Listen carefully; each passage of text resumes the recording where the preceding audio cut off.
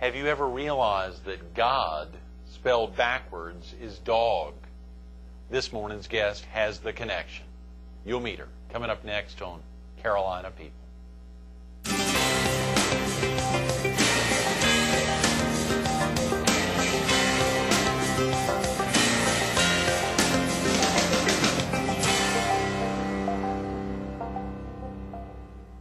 Good morning. Welcome to Carolina People. This morning we're at the Franklin G. Burroughs Simeon B. Chapin Art Museum at 3100 South Ocean Boulevard in Myrtle Beach, just a little north of Myrtle Beach State Park. We're focused on a Palmetto State author, and we're here with her this morning, Marti Healy. Good morning, Marti. Thank you so much for cruising over from Aiken. I guess you came in last night or early this morning. Thank you so much for coming in. I'm delighted to be here and delighted to be able to talk to you and your audience. And what about the Myrtle Beach Art Museum? This is spend any time? fabulous. Obviously, they were kind enough to open it up early this morning before they actually opened. It's been wonderful. It's nice to have it to yourself, have it in a little private private viewing. I can't wait to look more after we're done. After we wrap up. Well, I hope we'll have a chance to get you back tomorrow. I think you said you'd be in town tomorrow and could come in with us. Be delighted. A lot to cover, obviously, the God-Dog connection, as well as I think you've been working or copywriting with the design group for a number of years. A lot of people ask about that, and it is, I give talks to various groups about the different types of writing that I have personally been involved with. Well, I've been a copywriter, a professional copywriter, for about 35 years. Right. Been with the design group for over 30. Of those, and yes, I know they can't get rid of me. And copywriting is, most people think of that as the legal copywriting, and this is spelled differently and means different things. It's communications. It's whatever communicates from a company to its audience, and the writing is quite different. The closest you might say would be journalism, but in journalism you want to, as you know with your background, you want to report as unbiasedly as possible. And simply to report. With copywriting, you want to influence. But I've also done a lot of print media through that, and I really like print. Really? Although I enjoy television and radio too. Scripting for radio and television was my original background, and so that's kind of nice because you can totally control how the audience receives the message. They can't speed read or jump ahead and read the end first. Good point. But in print, I really like that because of you control how it looks. Right. How a word looks is as important as what it says and how it sounds. When you say how a word looks, just explain that for a viewer. When you say, you mean you really control how it looks. Yes, you control that not only through the word that you choose, but through punctuation as well. A lot of times I use what's called interruption copy, which may not be textbook English. It's short and to the point and very quick, and you might just use one word. But if you make it too perfect, it will be too smooth and slip right through the mind of the reader. And if you interrupt it and stop it, you have much more impact.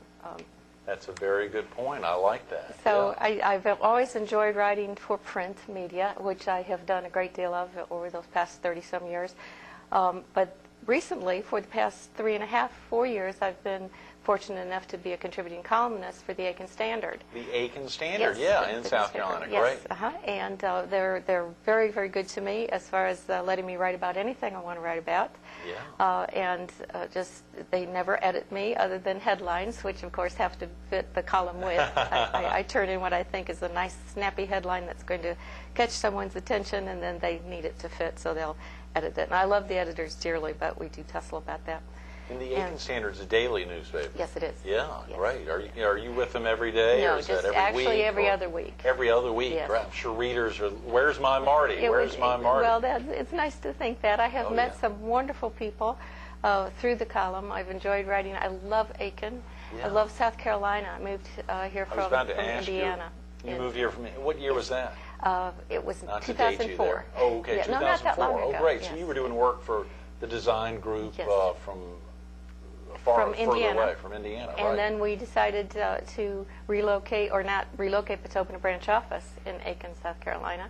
And I raised my hand immediately and said, oh, I'll do that. So I came down first, sold my house in 3 weeks and Wow. bought another one over the weekend. And then the owner of our company, Barry Doss, also relocated down here about a year ago. From Indianapolis Yes. to Out of the to snow, Aiken. Out of the yes, snow, yes, yeah. yes. Smart move. Yes, we both enjoy it very much. In order to get to know the town a little bit better and for them to get to know us is when I started writing the column for the paper and have enjoyed it immensely. I do have a lot of people come up to me as if they know me, which I really enjoy. Oh, yeah. But then sure. I have to stop and think, I have no idea who that person is Yeah, that's been yeah. talking to me. But it's a wonderful way to get to know Some people. of the popular themes you may have highlighted over the last Well, of course- 3+ years, or as you said, just what's top Yes. of mind. And around Aiken, of course, it's horse related. It's Horses. It's South Carolina. It's beauty related. Beauty. I will never write anything negative about Aiken. I absolutely adore it. I love South Carolina. I will never say say anything. never? Never. Never? I Come on, enjoy it there's too something much. like, yeah, okay. It's too beautiful and too Uh-huh. wonderful. And in fact, the column itself, I have quite a few people who are on a mailing list for it, Sure. and who keep saying they are going to relocate now that they've Oh, read all wow, these you beautiful outside things. of Aiken, Right. yes, yes. As you know, too, they need to count on me to be consistent with length. Right. So it's usually around 600 to 800 words long, and that seems to be an easy length for me to write to. Right.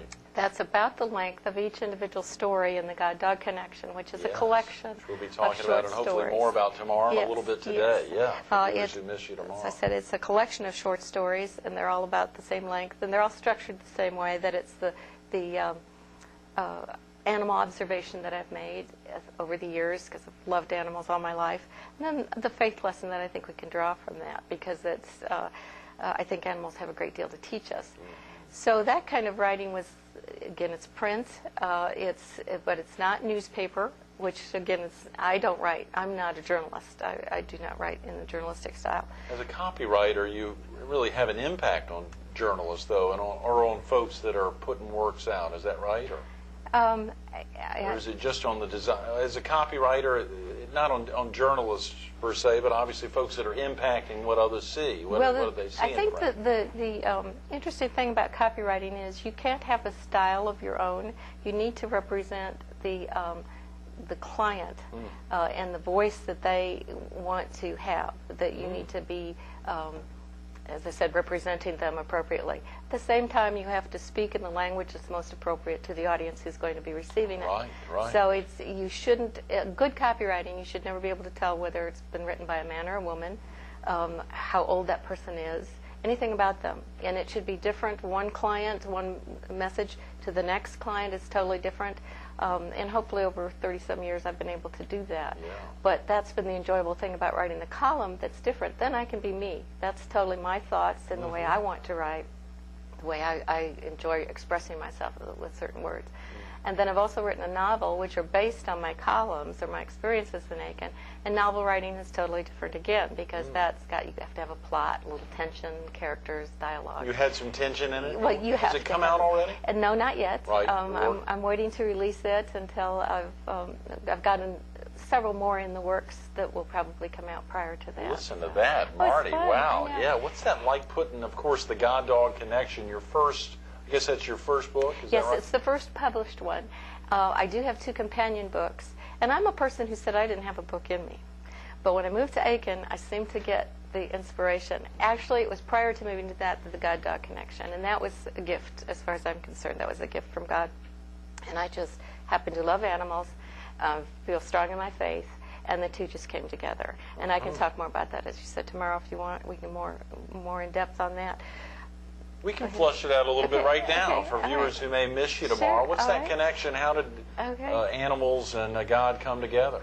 Well, I was taking a Bible study class. I was, again, one of those people who had been raised in church, but then once I went to college and got out on my own, I just slipped into not going to church. And I don't think I lost my faith, but I just didn't go to church. And so I, as an older adult, I'll say a middle-aged adult, I've just admitted to being middle-aged, I decided to go back to church. And so I took a Bible study class. And we were in Methodist church, and we were studying that part of Genesis that talks about God giving man the breath of life. And our leader turned to us and said, "Now, what does that mean to you?" And so it was silent. I'm never at a loss for words. So I said, well, I think that's like when a horse likes to breathe up your nose when it gets to know you. And there's absolute silence in the room, and then everybody started to laugh. And it really was kind of funny. I laughed too. But then I started thinking more about it, and I thought, maybe that's not so off the wall. And where did that thought come from anyway? And so I think God just kind of tapped me on the shoulder and said, let's do this together. And so I had decided I kept thinking about it, and every time I started making connections, little animal behaviors that I'd see, then I'd think of a faith lesson that was appropriate for. And Sure. I wrote them down. As a writer, I always have to write things down. Showed them to my boss, owner of the design group, and he said, yes, I think you've got a book there. Keep going on that. And I decided I wanted 25 stories. There was no reason. Just 25 Right. sounded Be a good number. But I only had 23. And then I thought, well, nothing says I have to have 25. But I went to church that morning and got 2 more stories out of that sermon. So Is that it was right? like, God said, you want 25? Well, you can have 25. Here we go. And it has been wonderful. It's become like a ministry, but a real fun one, because it's very non-threatening, Right. very gentle approach. One of my quarrels with a lot of faith writers that they say is, this is the way it is. Mm-hmm. And I say, this is my opinion. This is my thought. I'm not a trained minister. I'm not even a trained animal expert, but I do think that Right. this is the way it is. And when you speak to God, Marty, how do y'all communicate? You shared, obviously, if you want 25, I'll give you 25. Yeah. Here's 2 more. Are y'all pretty... How do y'all communicate? How do you Well, and God? I think God comes to me a lot better than I go there. In fact, I have tried different things, and one of the things I talk about, actually not in the book, but in the talks that I give on the topic, is, do you know, you indicated earlier you don't have any animals. You don't have any dogs, right? I don't have any animals. Okay. That's right, yeah. But if people are familiar with dogs, know that when they come up to you and they flop down at your feet, and that is a sign of submission. Good sign. And people do that in their faith when they pray. They look down. Even priests, when they're ordained, will be face down, completely prostrate on the ground. Is that right? And When they're ordained? Yes, and that's in the Christian faith a very, very common thing to do. But for an animal, I've noticed that can also be done out of fear and out of intimidation. And I don't think God wants us to be afraid or intimidated by him. And a dog, when it really trusts you, will roll over on its back and expose its tummy to you, to be very vulnerable and invite you to pet them and to be, to play and to interact. So I said, if you want to try this, but you probably want to do it in the privacy of your own home, is to try praying flat on your back. Just to lay flat on your back and open yourself up and be very vulnerable and just say, God, come talk to me. And it is, as I said, something you would want to do in the privacy of your own home. And you do this regularly? I will do that. Yeah, I do sure. that. And I used to do some work around my church that required me to be there a lot late at night, and there was no one else there. And so I would try doing that in our little chapel until one time I thought, gee, I wonder if they have cameras. I was so embarrassed. So I kind of stopped doing that. But it's an interesting experience. You have a whole different feeling of having a relationship. So the 25 pieces and the God-dog connection, and let's say if a viewer needs to get off to work now or get family off to school, what's the best way someone could either learn more about the God-dog connection or get in touch with you to learn more? I have a website. Okay. That's very simply the God Dog Connection. You can hyphenate God Dog or not. You can put "the" in front of it or not. It's pretty much any way you want to type in the God Dog Connection. And of course, it's www. And that website will allow you to learn a little bit more about the book. You can email me directly. I'd love to hear from them. Good, yeah. It's also available through major stores. It actually, very interestingly, I published independently. And sold 5,000 copies, just basically word of mouth. No, just on your word own. of mouth. Wow, yeah. great. Before you had the website and everything? And I had the website for most of that, but it was before I didn't do any publication of it. It was just people telling other people or giving it as a gift, and then somebody else would say, oh, I want that too. So that was when my employer at the design group, Barry Doss, got involved and said, let's take this national. Yeah. So it has gone national now. What's that like rolling out from now? You said, actually, you were still in Indianapolis when the book came out. Yes, Is that right? uh-huh. Okay, so you'd done all the, but you were really able to figure out when you got to Aiken, or Barry and you together, we can do more with this. Well, I took it around to local stores, Right. and they were very receptive. Aiken is wonderful that way. It celebrates its authors and artists, and people of creative expression really in any way. They celebrate you more for the fact that you did it rather than what the product was, so that it's been very receptive. Yeah. But also where I had it printed was at Abbey Press, which is a press that supports St. Meinrad Archabian School of Theology, which is in southern Indiana. Happened to be a client of ours. So I knew about them. We had done some printing through Abbey Press. So they really, really wanted to print it. We could have gone to Italy, China, Canada, which will print hardcover books much less expensively, seriously less expensively. But Abbey Press really wanted to do it, cared about the book. That's why I published it independently. Other publishers would just wanted to kind of buy it up and say, thank you very much, and we'll take it from here. And I did not want to let go of that. So I hired one of our designers from the design group to do the design work on it. And they published it because they printed it. Because they printed it, Abbey Press Catalog, which is also another arm of theirs, found out about it. They've carried it. That was its first national exposure, and they've sold significant number. That's so again, tremendous. I think it was God tapping me on the shoulder saying, here you go, you help support this Arch Abbey, and we'll sell more books for you. So it's been a fun thing. I think you brought along a copy of it. This may be is this the second edition? Yes, it is. This it's is, and of course, for viewers there, and of course, it's got a great shot. I hope folks can see that well.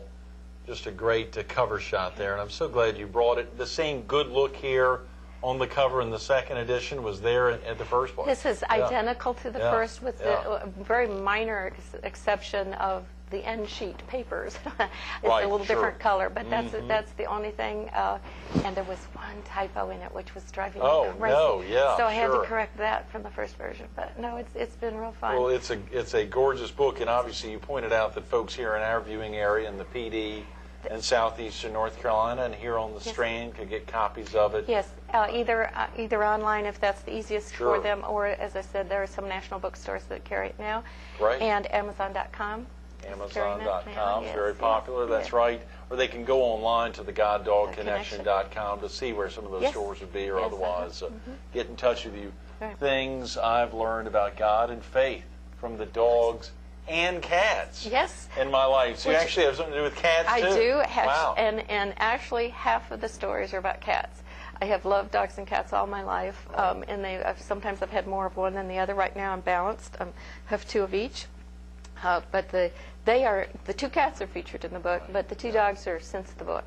But they all feature animals that have been in my life in some way or another. Of course, for real true dog lovers and cat lovers, they know that you've got 25 stories in there, and so if half of them are one, so that means one of them had to get just a tad bit more. There are several that are interaction actually between the two. In fact, one of my favorite stories, and I can just summarize it for you. Yeah, please. We've got about 5 minutes here. Okay. There is a lot of humor in the book, but I had a dog named Pookie who's featured on the front cover of this. And Pookie was a very, very smart dog. But as she got older, she had a little incontinence problem. Part of it was if I was late getting home from work or because of her health. So I never punished her for it. I just got washable rugs. But she was still very embarrassed by these little indiscretions. So her solution... You could tell she was embarrassed. Yes. Oh, yes. Anybody who loves the dog can read all of their emotions. Right. But she would... her solution to the problem was she would go into the cat litter box, get a little cat poo, and place it right next to her indiscretion on the rug, so that when I got home, apparently I was supposed to think that the cat did it. Right. Or that it was a joint venture, not just hers alone. And so the faith, and she felt very comfortable that she had solved the problem, that she had fooled me with this. Sure. So the faith lesson that I think too often we try to fool God of our own mistakes by dragging in other people's, indiscretions along with it, and rather than take responsibility for our own actions. And of course, that's how silly we are to try to fool God, because we can't, and no amount of poo is going to ever change that. So that's just one of the 25, and so that's the interaction of dogs and cats. I love it. Yes. So there is a little overlap. Quite a So bit. you will not let the secret out who got more stories or not, because I it's think not it's really pretty a well secret. balanced. It's very well balanced. But of course, you That's can't great. get. Now here's where we're talking about how words look. Yeah. Here's a perfect example Right. of how they can interact together. Sure, and I'll how hold they that back up. Share with that. When Yes. you say how they interact, you mean just how easily? The guide dog, and it's the connection that I think there is a true connection between the animals in our lives and the lessons that God is trying to get to us. Right. He's just using our animals as one more way to get through to us. Absolutely. Let alone that God spelled backwards or dog spelled backwards. So Of many course, people are and thrilled you love with cats, that. Yeah. but at the same time, Yeah. cat spelled backward is Didn't what? quite- Tack? You're Yeah. right. And everybody says, oh, isn't that indicative? Isn't that just, something that God has spelled backwards dog? Well, in English it is. Yeah, but you have to think, of course, in other That's languages true, it yes, is not. yes. But we couldn't not take advantage of it from a graphic standpoint. That's great thinking. That is great thinking. Of course, going through your own relationship, you've got dogs and cats, or yes. you've got both. That's Yes, right. 2 of You each. said 2 of each now. I You thought did when say I that, moved to actually. South Carolina, I'll get a little Jack Russell or a little terrier that's so prevalent there. And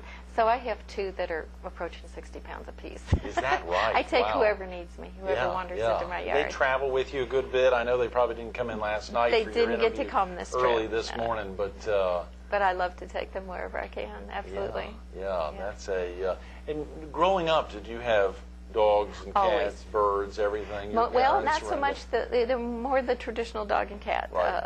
situation, and mostly dogs. I always had a dog in my life. Didn't really have my own cat. I had family cats, but not my own cat until I was well into adulthood, and Right. then just discovered the absolute delight that they can bring into your life. They are just fabulous, and I think they have wonderful, wonderful lessons to teach us if we just pay attention. Everyone can have dogs and cats. I mean, do you think that they work well with virtually anyone? Yeah. Yeah, and I've been involved with pet ministries, which again we can talk about tomorrow if you want. And we have had, in one that I started, we had a woman who hadn't been able to own an animal for quite a while because of where she lived.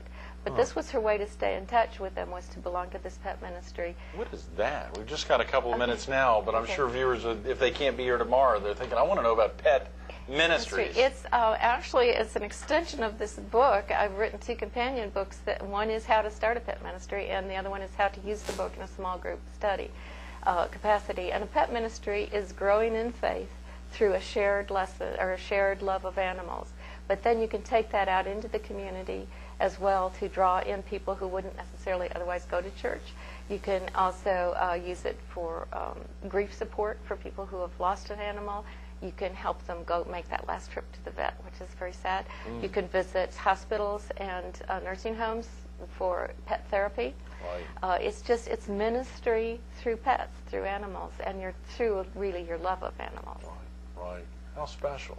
It is fun. And that's all over, not only the state, all over the country. Actually, I helped get several started in Indiana, led one, and then have had numerous folks contact me through the email and website address Right. that I gave you, because I mentioned it just on the jacket, and they say, hey, how do I do that? So I got Sure. so many requests that I thought I'd better put these into small guidebooks as well to be consistent with Right. how it can be done. And those are just about ready to come off press and be available through churches probably or through the website. Sure. How exciting, Marty. It's Did fun. you have brothers and sisters growing up? Yes, an older sister, a younger sister. They're equal animal lovers. Right. So are my parents. My dad was raised on a farm, so he had a little harder time getting used to cats in the house. Not so Right. much dogs, but Yeah. he is an absolute animal lover. We all are.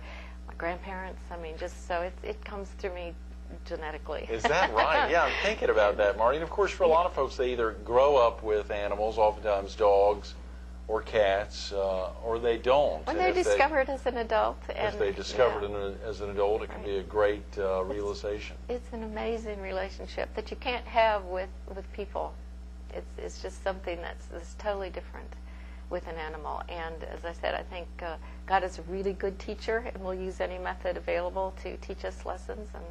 And animals, especially in today's society when they're such an integral part of our lives, that I think they're there to help us, or just to let us love them and be loved unconditionally.